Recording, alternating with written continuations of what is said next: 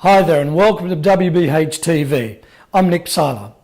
Today's episode is we're going to be speaking about 3 ways that you can rebook your clients consistently.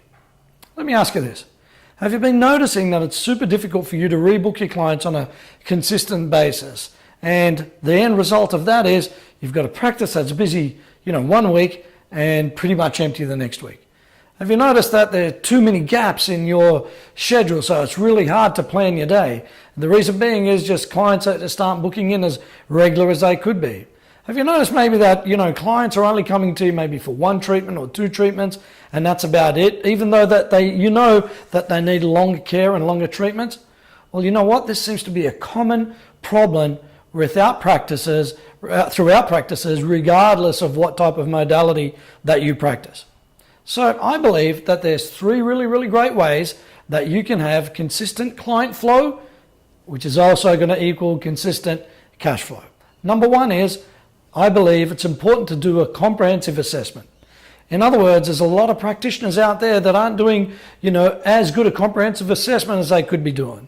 One of the reasons being is maybe their time scheduling's out, so they're booking clients, too close to each other, not leaving enough time that you can spend with the client effectively educating them. See, with a comprehensive assessment equals a really good level of education that comes with it. In other words, you're speaking to your client. Why?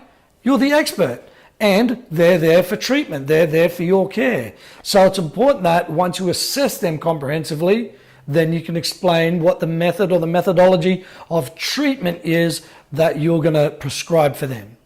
Number 2, think of it that it's a healing journey. I mean, how many years did you have to practice in order to be a therapist? Years and years and years, right? So you didn't just wake up and said, well, I'm a therapist today. No, you had to do your courses, you had to do things. And look how many years it took you to understand just one part of the body or X amount of parts of the body. Well, you can imagine our clientele that's coming in. Obviously, they don't know that much. So what they're asking for is help. In other words, if you start thinking that healing is a journey, obviously, the client starts to understand that healing's a journey. Why? Because you're able to explain that to them.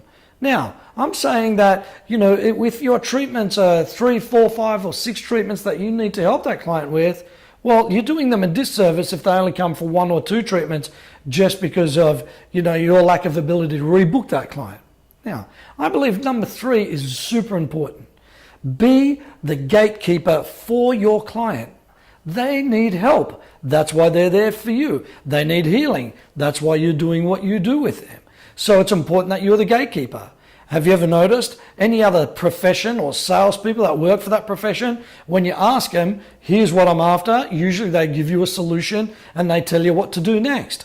Well, why is it different with practitioners? So many practitioners I speak to do a treatment and then they say, look, if you want to rebook again, well, give me a call and go that way. Now, that leaves the patient walking away, maybe feeling a little bit unsure about themselves because they just don't know what to do next. Well, should I book? I'm not sure how many treatments to go for. I'm not sure what to do. So I suggest that you apply this level of thinking. Now, it's important to think, how can you serve the client along the journey that's called health for them? Now, I hope you enjoyed this episode, and if you'd like to watch more of this, make sure you leave us some comments below. Now, next episode, we're going to be talking about the 3 strategies to work less and make more money in your practice within the next 30 days. I'm Psaila, and I'll see you on the upside.